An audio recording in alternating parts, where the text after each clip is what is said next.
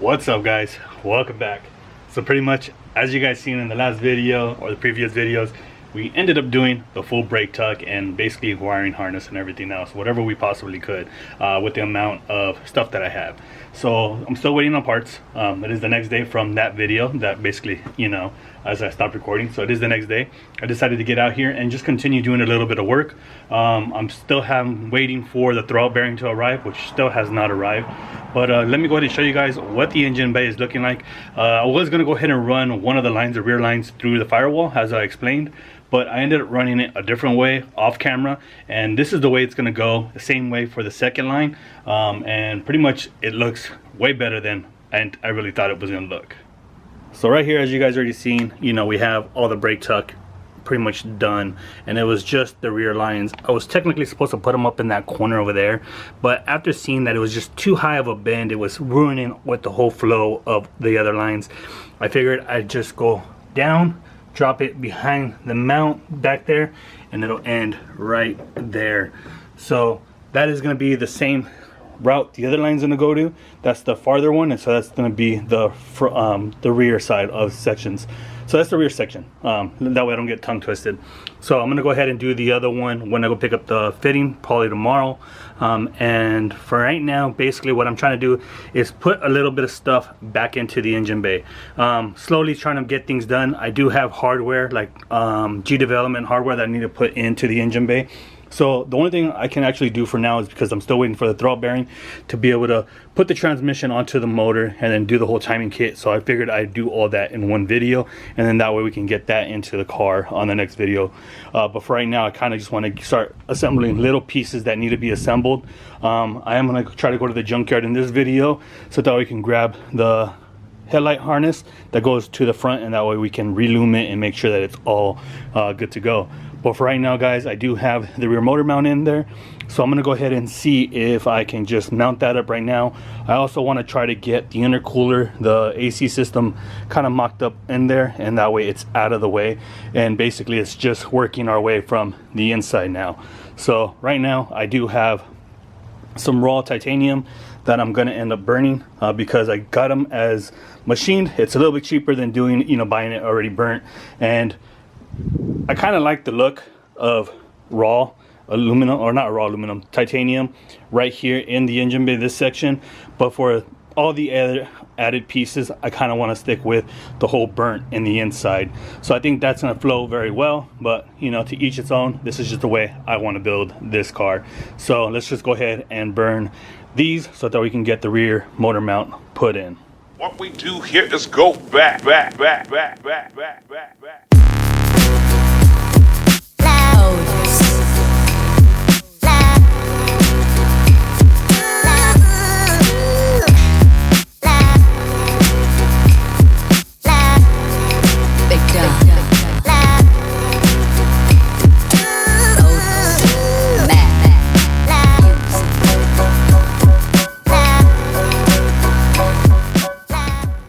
Alrighty guys, so as you guys just seen a little montage, you know, it came out pretty clean. This is my first time ever doing this, as far as it burning it, the titanium. So I'm just trying to go off of the color, kind of match the rest of it. And it's not gonna match 100% because I'm not the, you know, I didn't do these, and I didn't do that one down there, and there's other ones that I didn't do. So it was just a mixture that I kind of wanted to try, you know, of doing different, like titanium, kind of like the raw finish, and this is like the raw finish, and this is titanium, the burnt ones. So I kind of wanted to just like kind of keep a theme of it and everything else. So that was the only reason why I decided to burn it, because I think this right here will go good on the mount, since it is like that polished or that raw machined finish. So I think that will look very good right there. So we're gonna go ahead and let that cool down real quick, and then we'll go ahead and get them installed shortly. Alrighty guys, so they cooled down already. So yeah, let's go ahead and get them tightened up and put in, so that way we can continue just making a little bit more progress every single time. Alright guys, so after about a month later of installing these 3 bolts, it's been crazy. One of the bolt holes was actually stripped, cross-threaded, so I had to re-tap it so that way it would grab again, and it got it worked out perfectly fine. So now that's done. I'm not sure what else I'm gonna do right now. I'm looking for the mounts still, and I cannot find them. So I'm gonna take a little bit, try to look into my boxes and see if I can find them, because I need that in order to be able to proceed with the motor mounts and everything else.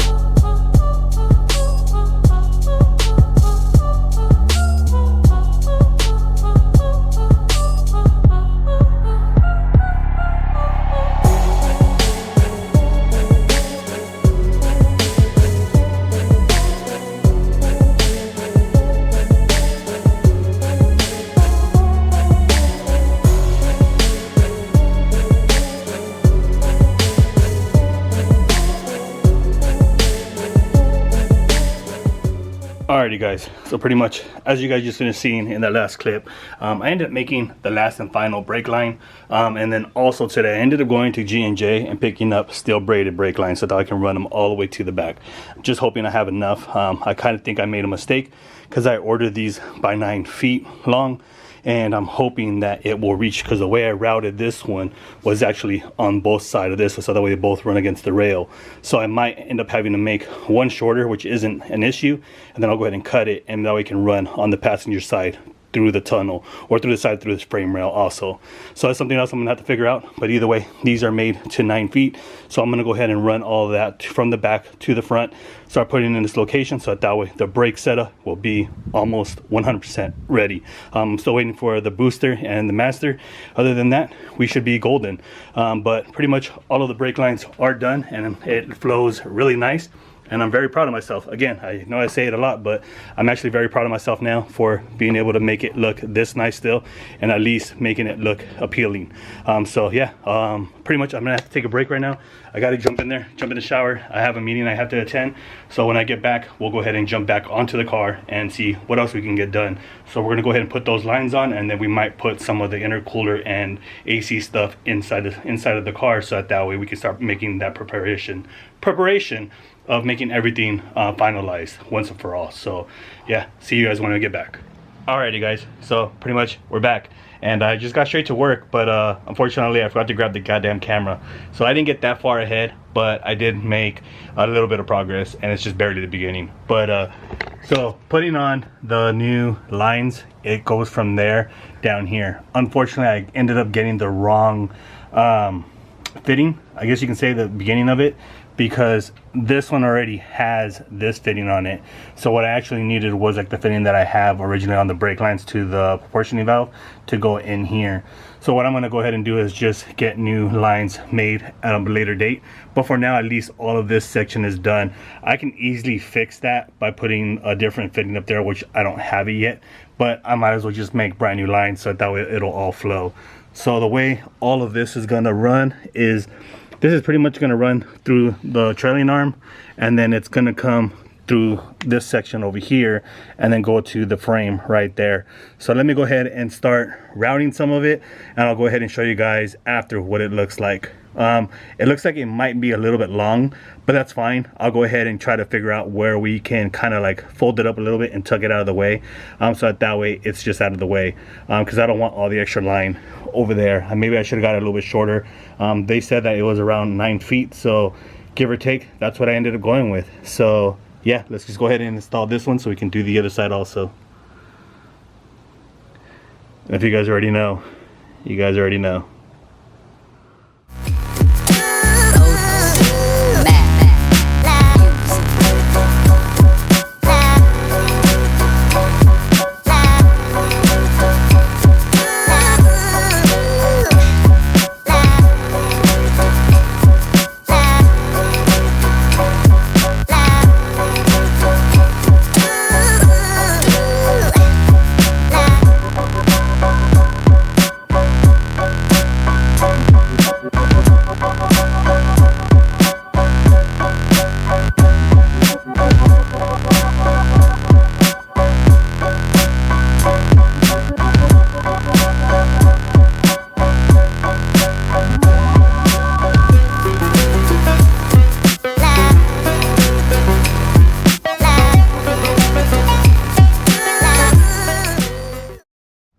Alrighty guys, so the brake line is ran underneath now, so that's where I ran it at. I use these little clips.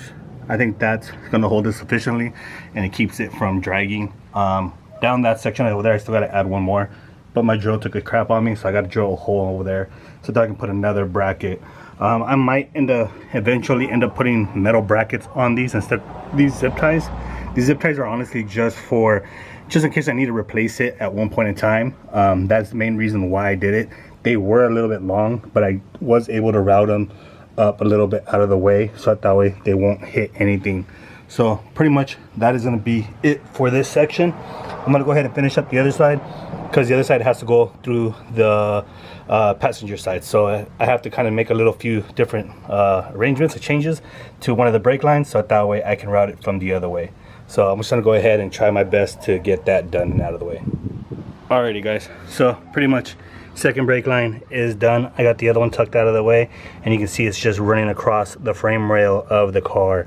The reason why I put it there was because that way it would be out of the way from the drive shaft that has to go in there, and also I'm thinking the oval piping will be able to fit in there. I just got to kind of figure out how it's going to go or get it close to the drive shaft. So brake lines are ran all the way across on both sides, and the only thing I really need to do is get these lines or these hoses down here remade. It has to go from a banjo to a metal end, so that I can go into the adapter here. Aside from that, all the brake lines are done and finished, including the full brake tuck in the front. So as I stated, the full brake line tuck is done, and like I said before, I love the way it looks. I think I did a pretty good, awesome job. I don't want to just toot my own horn all the time, but very proud of myself for never really having experience in doing this and just being able to take it on. I'm not gonna lie, I was kind of scared of tackling all this stuff, but you know, I shot my shot and it came out pretty decent the first time. Came out better the second time, it came out even better the third time, and now being my fourth time, it came out really good. So if any of you guys are looking for brake tucks, hit my line.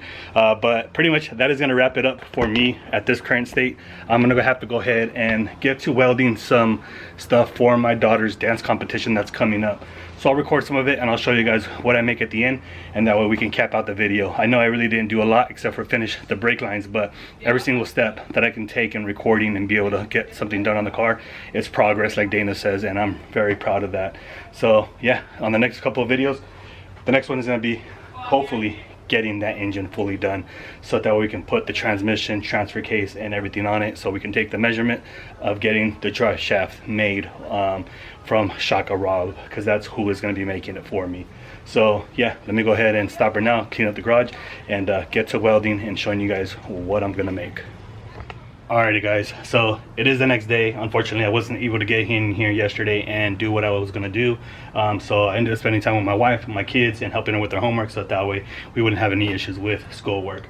But pretty much today is the new day where I came out here and I figured I'd get started on the stuff for her, so that way we can raise a little bit of money for her dance studio and also her costumes for her dance class or for her dance competition coming up this year.